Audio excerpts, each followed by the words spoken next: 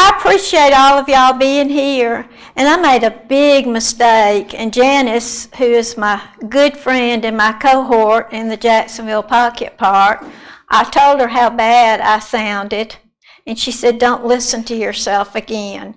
I have a very southern nasal accent, and when I call most people, I don't even have to tell them who I am, and now I know why. I can call Janice, hey, at 6 in the morning, she knows it's me. Janice and I are the gardening grannies. So that means you don't throw trash into the pocket park because we pick it up. Thank y'all all for coming, and please excuse my nasal southern accent. I didn't realize it was so bad. I didn't understand a lot about native versus non-native until it got presented to me more than one time in Master Gardeners. And what really got me into this was I was going to do a program at the Longleaf. And Patricia Patty wrote me an email, and she said, this is what you need to talk about. And she sent me a list of all these invasive plants. And I thought, you know, this is right bad. I've got some of these plants in my yard. And I got really interested in this, and I'm trying single-handedly to rid my neighborhood of privet. I've had some small success, but not a lot, and trying to get everybody to get rid of their Nandina, and they all think I'm crazy. But there's a good reason why we don't want non-natives. And most everybody in this room, most of y'all know why we do not want non-natives in our yard. And if you don't, when you leave today, you will sure know. Now, I hope that this stool does not slide out from under me. That will be really embarrassing on Facebook. Let's see. Is this clicking? Right now. There you go. Is it clicking now? Okay. Okay. I thought this was interesting from Auburn. I'm not going to read it to you because y'all can all read as well as I am. But I didn't realize that there are 500 invasive species in the state of Alabama, and 380 of them are plants. So it's really hard not to get something invasive in your garden. As hard as you try, sometimes people buy something and they decide they don't want it, and they might throw it in a city compost heap and you get it at your house, or they might let the berries go somewhere, and all of a sudden you've got one of those 500 in your yard. What was interesting is that 400 of our endangered species are endangered because of those native plants. So therefore, it behooves us all to recognize what a non-native invasive plant is. Now, I have to say non-native invasive plants because there are a lot of non-natives that we couldn't garden without a Japanese maple in our yard, and who in the world can garden without a collection of camellias? And while I'm mentioning camellias, I'm going to mention that Longleaf has gotten a huge collection of camellias, and they will be selling them at their fall plant sale. That's a wonderful non-native. So we can't cast dirt on every plant that's not a native, but on the invasive ones we can. Unfortunately, a lot of these non-native invasive plants came here because somebody thought it was a good idea. They thought, we can get rid of erosion, we can feed cows, we can use it to fill in an area where there's nothing. Some people just thought it was a really good idea to have some of these plants because they spread so quickly. And so they invited them into their yards. And one of the things that we also discovered is when you tear up a patch in your yard, like maybe take up a garden, you want to plant a garden, or you take up some sod, or as many of us had to do after the tornado, we had big areas that got disturbed, and the invasive plant said, "Oh boy, here I go, there's a place for me." But if you ever stir up a place in your yard, you watch and see who comes back really quick, the uninvited. I thought it's a good thing to know what exactly is a native plant, because it took me a little while to figure that out. That was part of my research. And that is a plant that's been here. And it's been here, some of the people say, before the Europeans got here, that it's been here a very long time, and it's been here, man did not have anything to do with introducing the native plants. They were just here on their own and have managed to survive. Wax myrtle is a great native plant, oak leaf hydrangea, a red buckeye. How many of you have any one of those in your yard? Those are all great native plants. And they've come out and they've made so many oak leaf hydrangeas now, you can almost fill up your yard with oak leaf hydrangeas. I'm working on it currently. A non-native plant, it got here with human help, and some of them got here accidentally, some of them got here on purpose, and like camellias, they say they don't spread, but I actually, have y'all ever had the experience of a lot of little camellias coming up around your mama camellia and finding little baby camellias? I think how much fun it might be to plant all those little baby camellias and see if they look like the mama or if maybe they got mixed with somebody. But I get a lot of little small camellias, and you have to pull them up while they're little, because if they get very big, they have a very long taproot. What we just said was that not all non-natives are mean, ugly creatures. A camellia is certainly not one, and a Japanese maple is certainly not one. And but the ones that cause problems, they make up for the ones who don't cause problems, and they get into natural habitats, they get into water, they get into all sorts of places that they were not invited, and then they make trouble. You know how sometimes there'll be a lot of good kids, and then there'll be 2 or 3 not such good kids, and they seem to make up for the good ones, the bad ones. They get all the attention. And an invasive plant is a non-native to the place where you are looking. But the biggest thing that people have asked me, why is a non-native so terrible? Why is it such a monster? Because it causes economic damage, it causes environmental harm, and it even can harm human health. Some of them, like Kogon grass, it's extremely flammable. And if you try to set fire to a lot of these invasives, they actually get so hot that they can create a big fire. So the president got involved, as you see, to say that we don't need non-natives. All he had to do was come and ask some of us master gardeners, and we could have said, hey, we can help you out with this. Some people call them exotics. A plant that's not native to this area is an exotic plant. Now, a lot of people, some that we know very well, love to grow exotic plants. And not all of them are beasties and bullies. Some of them are very well behaved, but those are interchangeable words. Okay, how did these plants get here?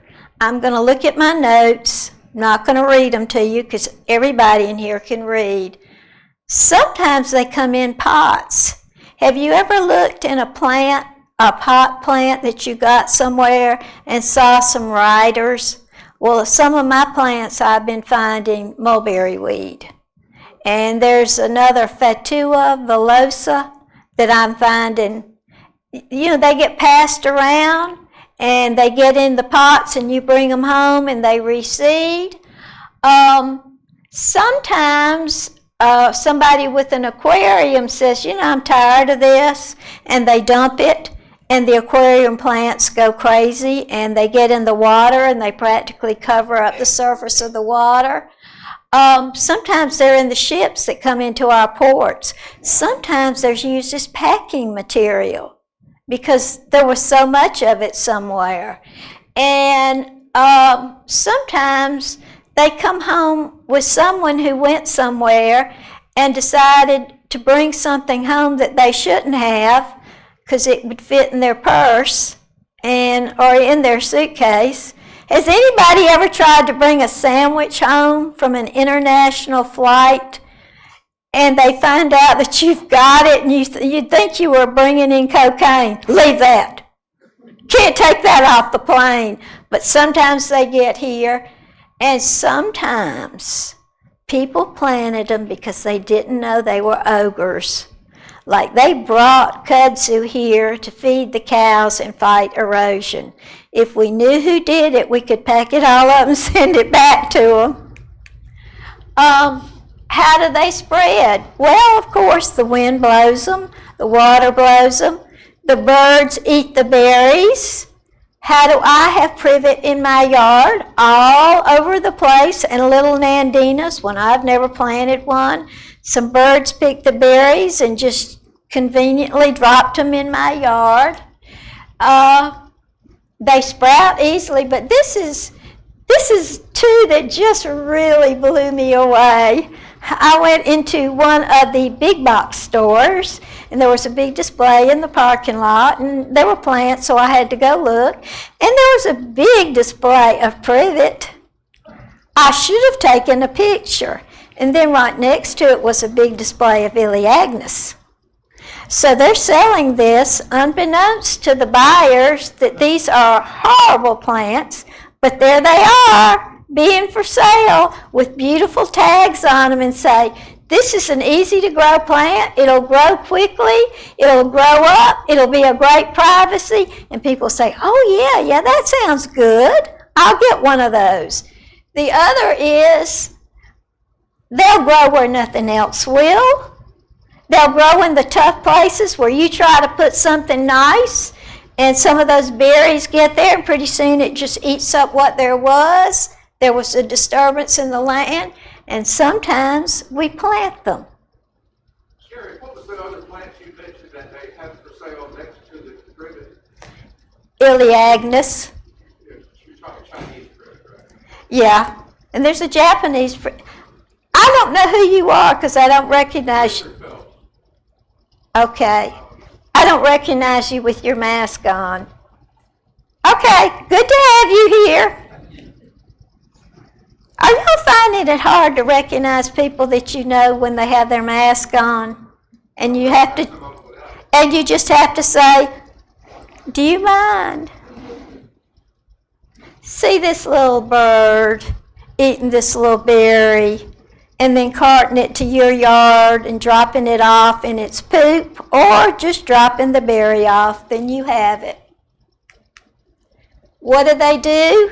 They displace native plants. They hurt the forest. They kill the things that we want in our forests, and they just take over like kudzu. They hurt the animals and the insects at the bottom of the food chain because some of them don't provide anything for native insects, native butterflies, birds. They don't provide anything for them to eat.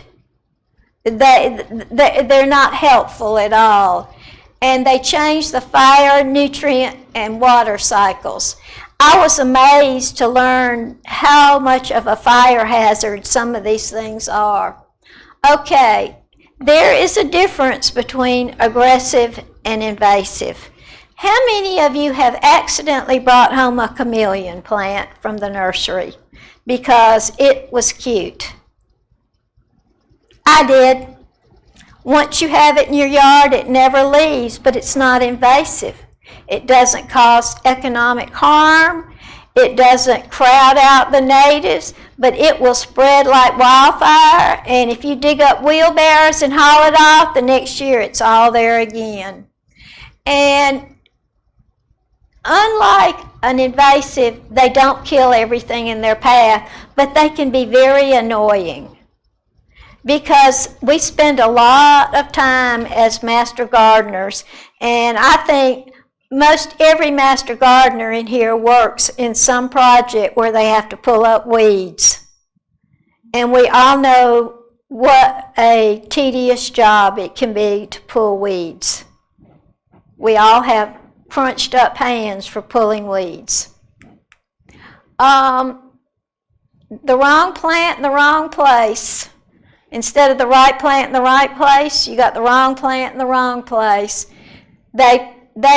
People planted the invasive plants. They went into the big box store and they bought that privet because they thought it would work. And they didn't know what it would do. So what we have to do as gardeners is to learn what's invasive and try to help people who are not as knowledgeable. We've got a couple of non-master gardeners, but how many master gardeners have we got sitting in here? A lot. It is our job to educate the people who don't know that you don't want a privet, to explain to them why you don't want one, especially if it lives next door to you. This is a plant that somebody the other day told me they loved. I cannot remember who it was, and I looked at her rather blankly when she said she loved mimosa. Mimosa is a terrible invasive. Look at see all those pods? Every one of them's a little mimosa tree. And there's a little weed that looks just like a mimosa tree, but it's a little mimosa weed, but it does look like a tree, and I have a lot of those too. It sprouts easily, and it's a fast-growing tree. The only reason I don't like mimosas is I don't care for how they smell. And any mimosa lovers out there, please do not come throw tomatoes at me. This is but you see all those seeds? Every one of them's a tree. So when those things rot, wherever they land, they make another tree. And I see a lot of mimosas in my neighborhood, a lot when I walk. And I did have somebody just tell me the other day, I love mimosas. I said, you know it's invasive. Oh, I don't care. I said, okay. If you got to have it, pick the seed pods off and put them in a bag and throw them in the trash. Here's a tung oil tree. That's where they make tung oil from that we clean things with, the tung oil. I am going to save you and me by not trying to pronounce the scientific name. You may read it and know it, but I'm going to save everybody who watches it by not trying to read it to you. If I had Hayes Jackson here, I'd let him read it for you. This plant's poisonous. It's not only invasive, it's toxic. And it seeds everywhere. And the nuts make a mess. So it's beautiful. I'm not going to argue, it's a beautiful tree. But beauty is in the eye of the beholder, and we don't need them. A tree of heaven. Oh boy, look at all those little pods. It was planted as a street tree in Philadelphia in the 1800s. It will reach 100 feet, and it will throw off 300,000 seeds a year. So you can certainly see how that one will become invasive. The princess tree, I have never seen one of these. It's absolutely gorgeous, really beautiful, but it seeds. The other thing, if y'all really want to get an eye-opener, type in one of these trees online and look how many people are selling the seeds. I went on Etsy and I was just looking around and I saw one of the trees and they were selling the seeds like $1 a bag with 50 seeds in it. And somebody wrote, "I am so tickled I got these seeds. Every one of them germinated." But if you go online, these plants are on there and they're being sold and nobody's saying, "Hey, don't plant these." They're selling them in little bags for very cheap money, and people are buying them. I was shocked. I wanted to write them a note, but nobody likes a nosy gardener. Chinese privet. Anybody battling privet? Every day. Who said every day? I mean, it's awful. It is just, it drops those little seeds everywhere and it sprouts. And one of the good reasons for me to clean up my yard and get real hands-on and look under leaves, you'd be surprised how many privets you find. Once they get past a certain size, you can't dig them up. If you check on the Extension Service, I'm not going to quote this, because I don't have it written down and don't want to get it wrong. There is some new way that they are recommending to get rid of privet. It has something to do with having the Roundup in one hand and the saw in the other. But if you'll check on the Extension website about getting rid of privet, you can see some of the directions. My neighbors had a huge privet hedge, and I spent 20-something years trying to cut it out of my yard. And finally, I offered to my new neighbors, who were so sweet and didn't understand privet, I had my folks go over and cut it down, and my yard men went over there and sprayed it so that I didn't have to deal with it anymore. And they finally dug it up, and I wanted to do a happy dance. Here's another privet. It's got a different kind of leaf. It's real shiny. Ligustrum. I don't know how many of you got real excited about sunshine ligustrum. I won't ask anybody to raise their hand, but I did. Hayes informed me, Hayes Jackson, our wonderful, smart gardener, said that at Auburn they were telling him that sunshine ligustrum was going back to its ligustrum birth, and that it was trying to revert, and that if anybody got it, they needed to keep a really good eye on it. I noticed the ones at Chick-fil-A in Jacksonville look really miserable. They are like one step away from death. But if you have... Go ahead. When I was growing up, we had hedges that all I knew to call them was ligustrum. Is that what this is, or is that a different kind? No, this is ligustrum. And it has, when it flowers, it has a bunch of tiny little round balls, little white balls, and then they bloom. And they smell. They're very strong. We stayed at a house at the beach, and in order to not to do a whole lot of work, the entire yard was full of ligustrum, privet, and she called it silver iliagnus. And I have to tell you that the iliagnus was about as big as, say, where Janice is sitting, all the way back to the wall.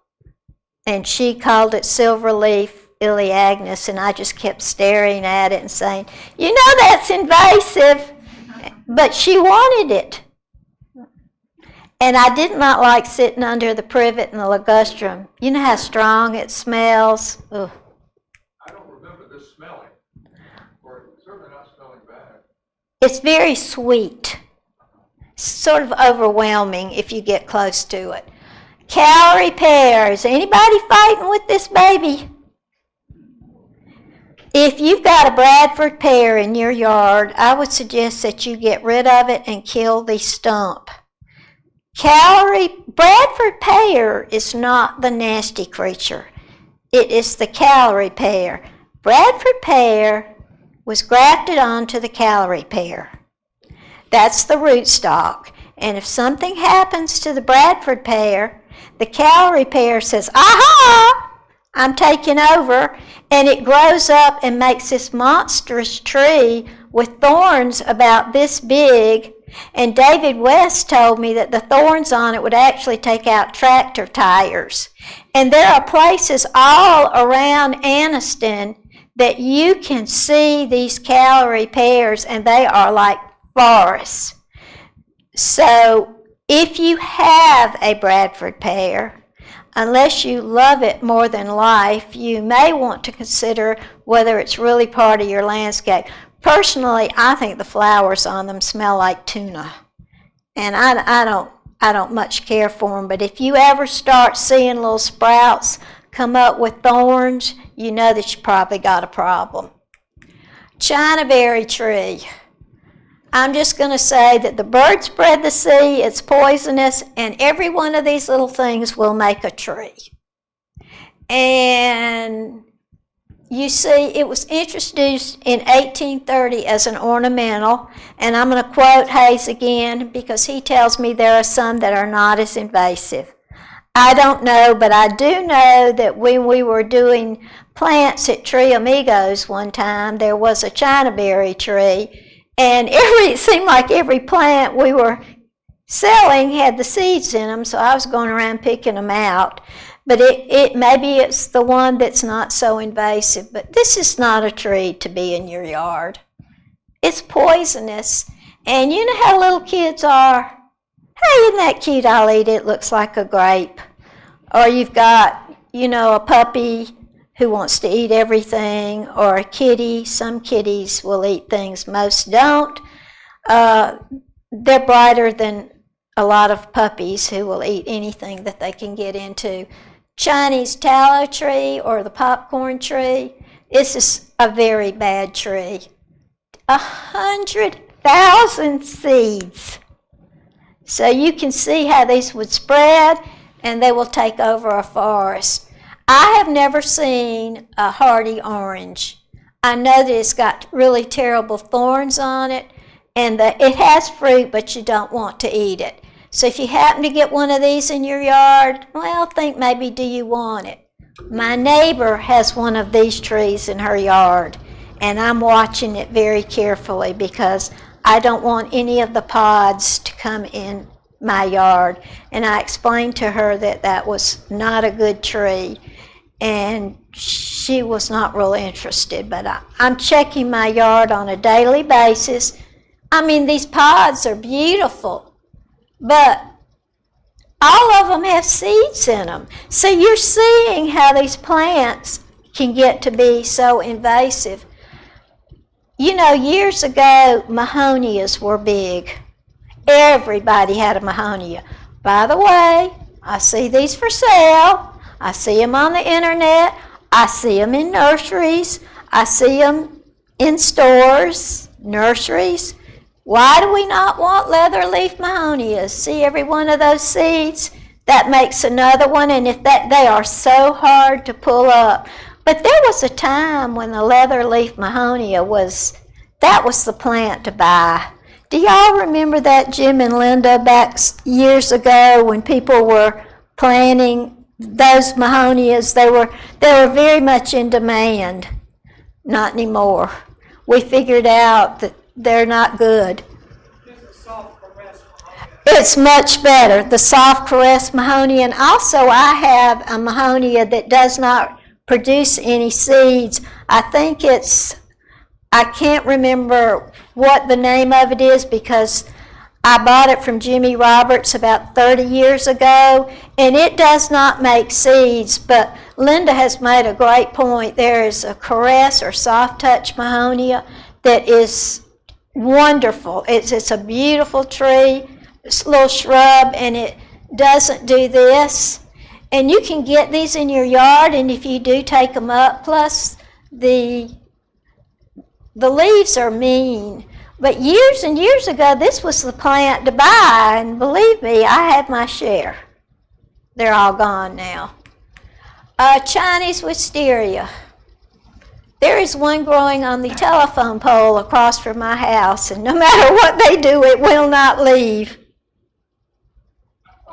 The previous one, the leather leaf, what's it called? Leather leaf mahonia. I think I have some of those.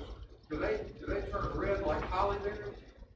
No, they turn blue. Okay, then I have some holly, I guess, but it looks like some kind of, I've always thought it was some kind of holly, but it's a lot denser than I think I would call it. There's so many kinds of hollies, but the mahonia berries turn blue, and the birds love them and pick them off. I mean, they're just thrilled. And a mahonia is a pretty bush, and it has pretty flowers, but they will come up, and you can't get them up.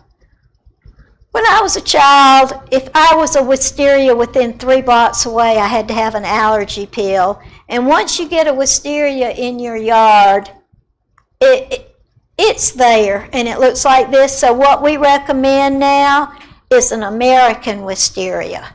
It has, but if you love wisterias, look for American wisteria. There's also, let me see, make sure, there's a Chinese wisteria, and there's also a Japanese wisteria. Can you remember when you were little kids and you used to get the honeysuckle and suck the honey? And we loved them, and we all wanted them in our yards. We don't anymore, because 30 feet in length, they can take over, and they'll mow down anything in its path. It's fragrant. The flowers are really beautiful. And I can just remember, how many of y'all, without giving away your age, remember sucking the honeysuckle blooms? I guess it was all of us. Here's another honeysuckle, which I've never seen. It blooms in the winter. And this is another honeysuckle, sweet breath of spring. Doesn't that sound wonderful? I guarantee you, if you and I had Shane over here open up his laptop, he'd find these being sold, and people would fall for it. Sweet breath of spring. Nope. Here's another honeysuckle that gets 16 feet high, and you can see that it would run over everything under it. Honeysuckle is just not the plant to have. Okay, here's Kogon grass. This is the new bad guy on the block, which I'm going to tell you a little bit about. It's riding up from South Alabama. It maybe gets in an RV in the wheels. Maybe it gets in the tires. Maybe it gets in somebody's lawnmower. And when somebody brings pine straw to my yard, that they're selling, I say, where'd it come from, please? Because I want to make sure they're not bringing any of these seeds home. I was told, and I have asked, that there are a couple of patches of Kogon in Calhoun County. One is out on the Piedmont Highway, and they are working very hard to get rid of it. But the big deal is it's very flammable, and if you can't burn it, it will take the tree with you. But what you do is know what it is, avoid it. If you go somewhere, if it's an RV, anything like that you may have gone where it could have hitchhiked, and just spray it off at the service station before you bring it in your yard, because we basically want to keep that out of here. Because once you've got it, your only alternative is a herbicide, and most of us don't really like those things. So it said it can actually kill a tree. So if you happen to travel somewhere where there is Kogon, just take a minute and spray off your vehicle and make sure nobody hitchhiked with you. Johnson grass is another one that's somehow gotten up here, and I didn't know it's toxic to horses. So if it got in your pasture, that would not be a good thing. So what we have to do as gardeners who care is learn what these things are, identify them. There's all sorts of things that I'll show you that you can get so you can learn what they are and help keep them out. And that's probably one of the best things we can do as gardeners. Here's another grass. You can see that it would take over anything in its path, and if there's a place that's regularly being dug up, it will move right on in. I don't know if y'all have ever had this experience, but if you go out in your yard, like I do sometimes, and I'm putting in a new flower bed, and I get the ground tilled up, that will bring up every weed that's under the surface up to the top. So I'm not doing that anymore. I'm going to dig my little hole. Those master gardeners who have listened to Charles Mitchell talk about no-till gardening as a good way to garden, another reason for the no-till gardening is to not, if they're dormant weed seeds down there, is not to disturb them, because once they're disturbed, they come to the surface and then you have to deal with them. Torpedo grass, I've not seen this, but this also loves to go to disturbed areas. Say there's been a fire or a flood and the plants have been displaced, it will move right in. Don't you love it? They call it creeping panic. That says it all. Aha, Elaeagnus. Anybody fighting Elaeagnus? Are you winning or losing? I'm winning. I'm transplanted. You transplanted it. We're down in the woods, so I'm up a problem. Down in the woods. You don't want it in the woods. You want it gone. If you because it spreads and it's a danger to the things that were there. It's got terrible thorns on it. I'm doing that instead of a poke salad. You're doing that instead of poke salad. You know that there are people who eat poke salad. Yeah, if you get some Elaeagnus, put it in the trash can. You love it. I like the arrangements, yeah. I mean, it's down in the woods, you know, it's down in the I know people like it, but it's got a nasty disposition. And it's best time to kill it, Jim, if you're in your battle, is before it seeds.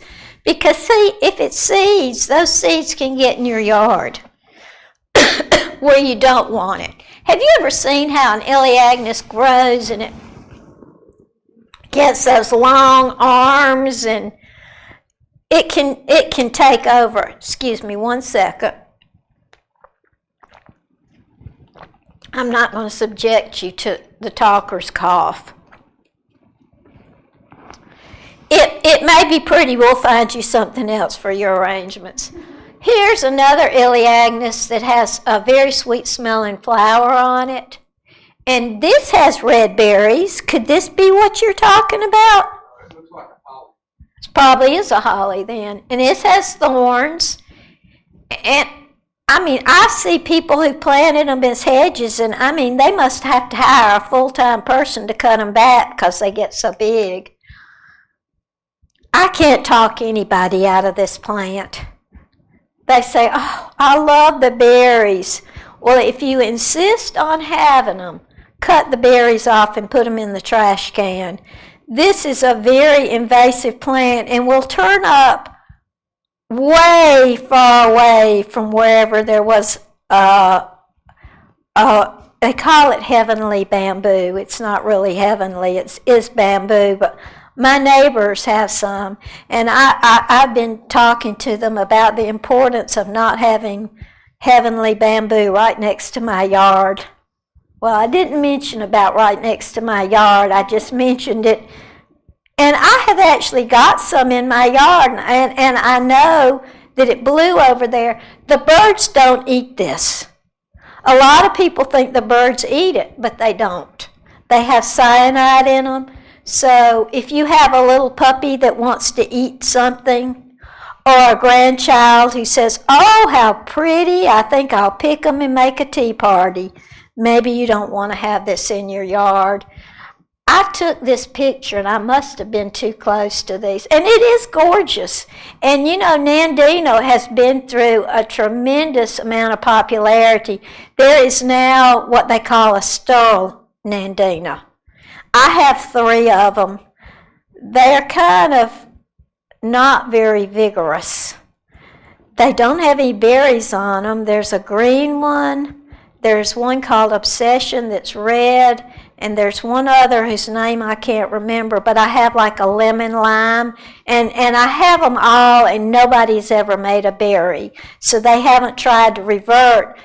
They're not gorgeous either, but they make a little color splash. Anybody fighting ivy? Can't get mine to grow. We'll get rid of it real quick. Ivy, one of the worst things ivy does is climb up a tree and then very slowly but surely deprive the tree of nutrients and whatever and get rid of it, and it will take over a flower bed. It'll take over a fence. It'll take over a house. I've already told you I was 75, so when I was about 8 years old, we had a row of wonderful old houses in an old neighborhood, and the big thing was to grow ivy on all the houses. And I think it actually may do something to the mortar. I have not seen anybody growing ivy on their houses anymore unless it kind of just sneaked up there. But if you've got ivy, do the best you can to get rid of it.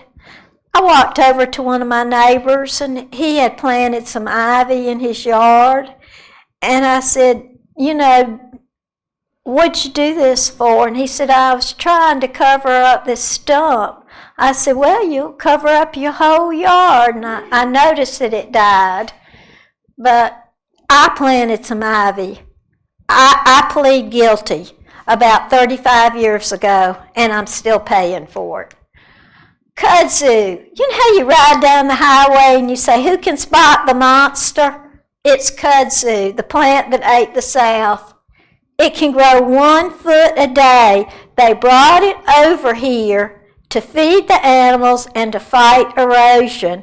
And I actually saw, I don't know if you've ever seen anything in the Anniston-Star about this happened 50 years ago today, and there was a little article by the extension agent, and he was talking about ways to use kudzu. We didn't know. These are things we've learned. The roots can weigh 400 pounds. Most of us don't get kudzu in our yards, but it's around. Mary, I saw a few years ago, they were building some new houses in Alexandria, and they planted kudzu on the scraped off lots. To fight erosion. Oh, I'm sure that it They did, because, you know, when builders come in, and those of you who may remember Charles Mitchell's soils class, you remember how he talked about when the builders come in, they scrape off all the topsoil that has all the vibrant life in it, and then you've just got to do something to cover it in, because you've just got a layer of hard pan clay soil. I think that was his expression. A lot of people love vinca. It will run over everything. And this is a typical plant that I see around mailboxes. But I have pulled up so much of this that has come from other people's yards. It is pretty, but I would suggest that you not use it. Here's vinca minor. It roots wherever it touches the ground. And yes, I can see if you had a big hill, but it won't stay there. There are better things to fight erosion who are not obnoxious. I fell for this one. It was growing in my azaleas, and I thought, oh, how sweet. Look at this precious fern. Then I realized it was growing on everything. It will get 90 feet long. Have any of y'all ever had this grow in your yard? Did you win, Linda? Pulled it up.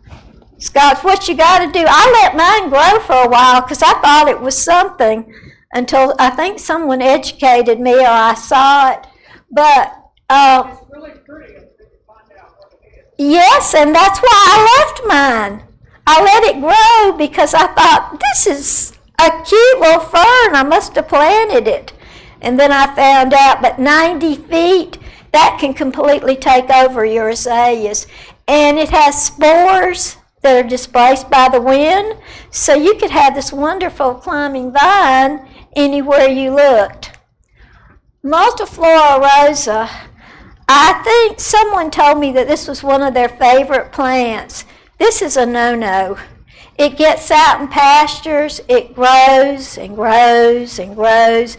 Sometimes you'll see it on fences in old homesteads and growing in pastures.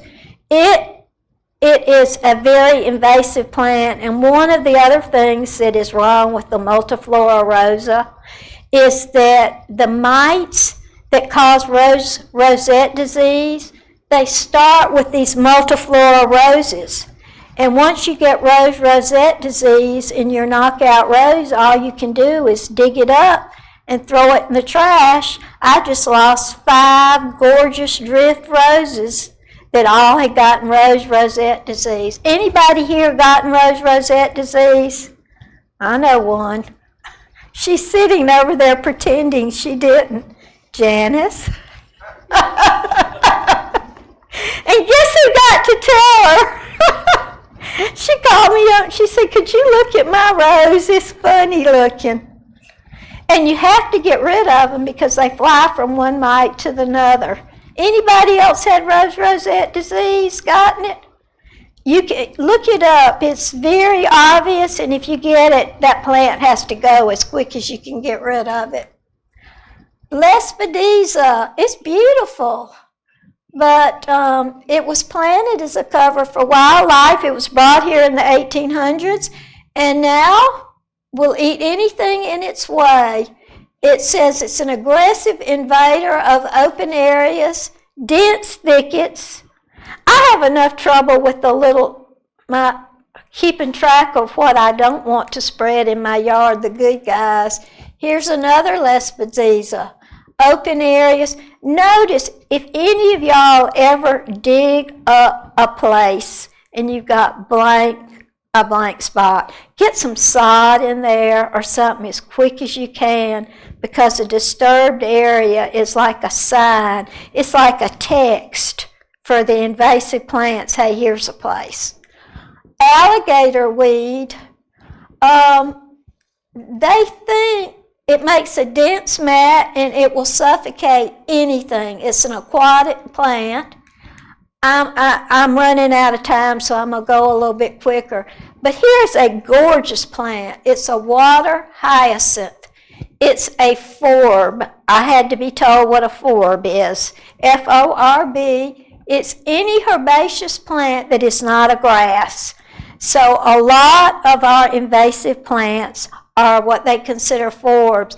And it is gorgeous, but can you imagine what it does to a water body? Nothing underneath can live. It blocks out the sunlight, and you basically just got a field of water hyacinths. Water thyme. It's another menace. Can grow an inch a day.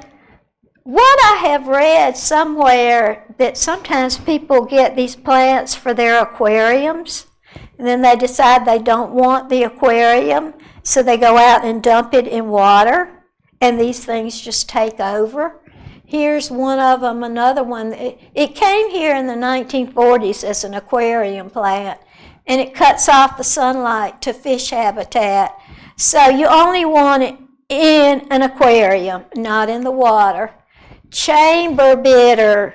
This is a little tiny mimosa tree, and if it ever gets in your flower beds, it will drive you crazy. It's got a long tap root, so you need to get it out as quick as you can. This was one of the things I was pulling up this weekend. Purple leucostrife, I have never had that. It likes wetlands. And it came here in ships.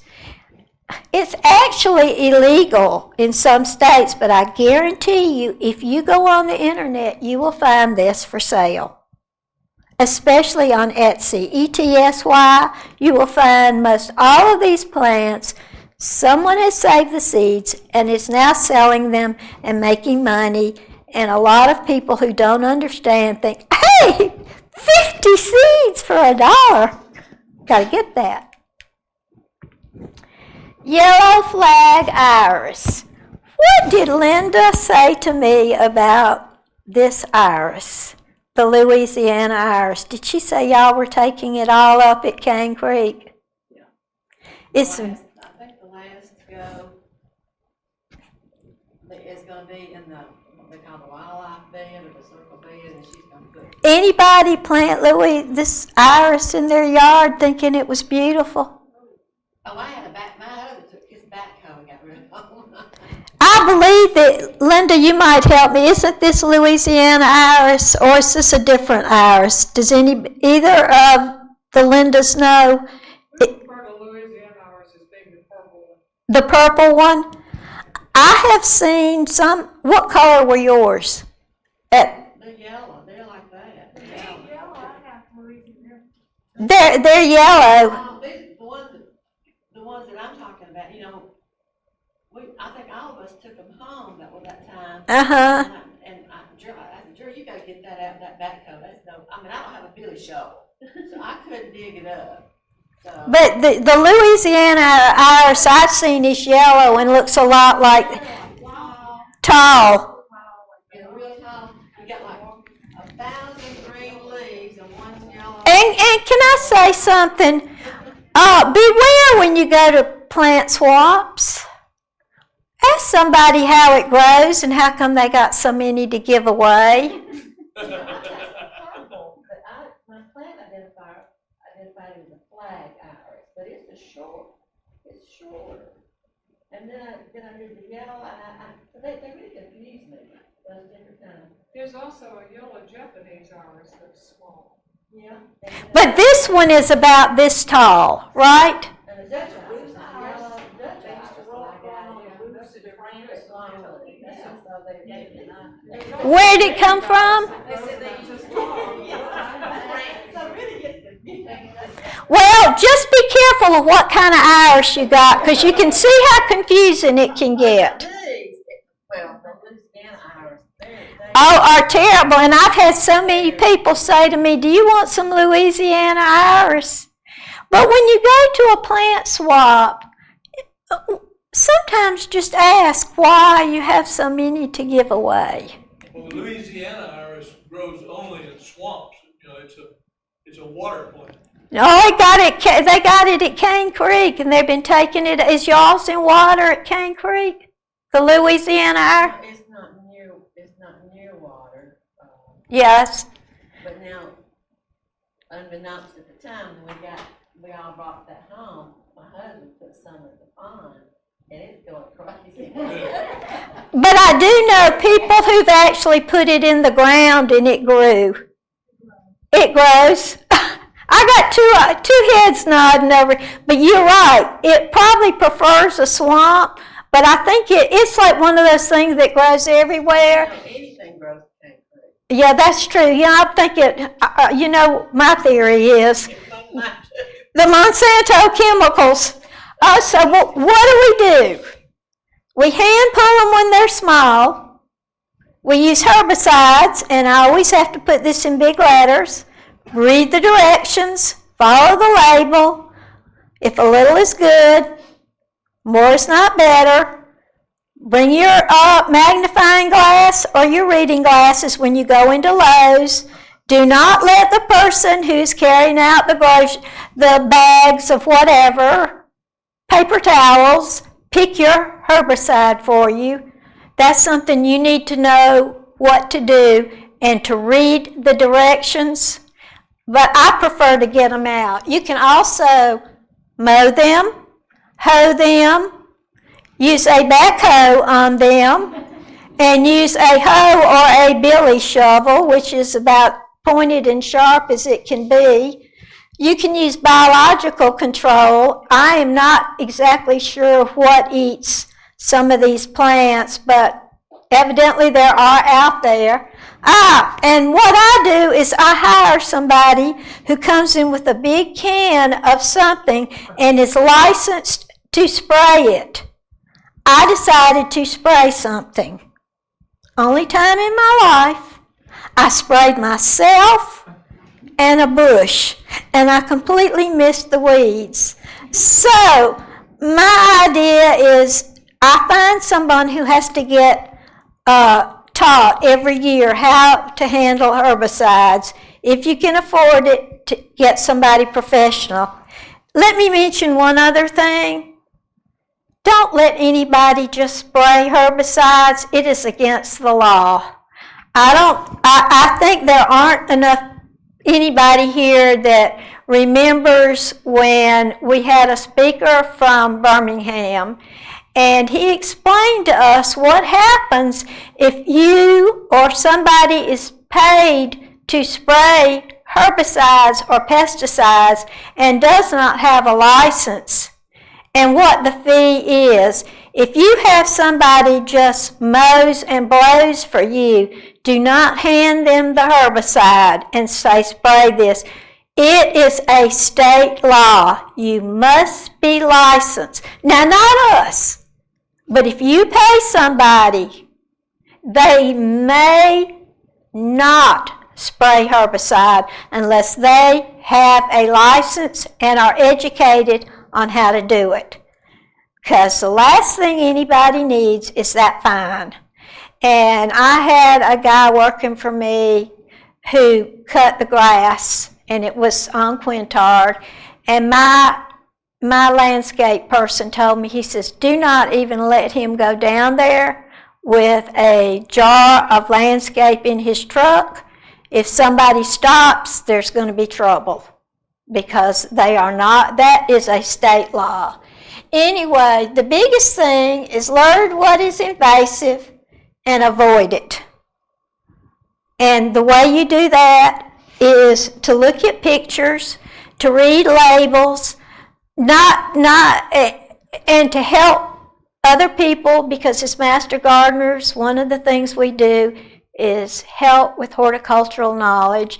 Even though they might look at you with great distaste, you are going to have to say, that privet's a really bad thing.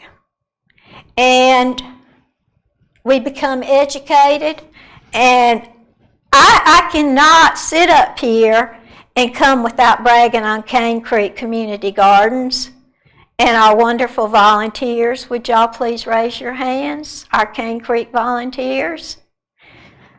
They have put together a native plant garden. So any of y'all who are interested in native plants, you can come in and learn. We have a sweet tea garden. It is nothing but native plants. It's a wonderful way to learn about things that you can plant instead of the things that we really don't want in our yard. But these are all fabulous plants. They've got a lot of trees and vines that are native that we can use to replace the non-native invasives. And that is one way to learn.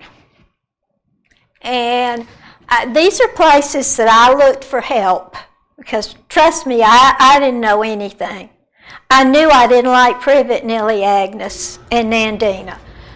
The Alabama Invasive Plant Council, the Birmingham Botanical Gardens has a wonderful mimeograph sheet and explains what all these plants are. You can get these, I have a color one and I'm not going to bother looking for it, but I got this from the Invasive Plant Council, and it shows, and they do have a color one. I just have a copy, and it shows, you know, the worst of the lot. Here's one I'd never heard of, tropical soda apple. Anybody heard of a tropical soda apple? The hydrilla Here's one called the Eurasian water milfoil, but you can get something like this. You can see it online. And of course, the Extension Service has a Facebook page on Alabama Invasive Plants. They also have all kind of information. I have also been using the extension page from Clemson. It is fabulous. And if you go on, you can sign up there and you get a newsletter every month with all the latest research. But if you go to any of the extension office websites, you'll learn a lot about invasives. But this Facebook page that the extension has about Alabama invasives was really helpful to me, anything that's new. I'm sorry Sarah's not here because she asked me about a new plant whose name right now I cannot remember, but it's extremely toxic. And I didn't have it written down, so I have forgotten the name, but it will probably be on the invasive plant list before too long. I'm sorry I can't remember the name. She asked me about it, and I looked it up, but I think it won't be long. Anyway, I've talked way past my time, probably bored all of y'all to tears. I hope maybe you've learned one plant, and one thing that you can help somebody else with. Does anybody have a question? Or you all just ready to get up and run? Anybody have a question or a comment? A situation they have had with one of these plants and how they got rid of it? Sherry. Yeah. The mandanas, are they hard? I have heard they're hard to dig up. Should I get my backhoe out? It's a lot easier. Yeah. That's what he wanted to do anyway. Well, backhoe is always better than a shovel. Okay. And Jerry? The Mandina, the person I bought the house from already had it, but like you were saying, I haven't noticed any berries, but I do trim it back and everything, so you think that one's okay? Yeah, just watch for the berries. If you see berries, then it's not okay. Or if you see them start coming up everywhere. If you see them start popping up all over your yard, that's also not a good sign. I've been there almost 3 years. Oh, you would have seen them. You would have seen them. Because there are some that are sterile. Anybody else? You can ask me afterwards. You won't mind though, I probably will put my mask on. Sherry, thank you so much. Sure.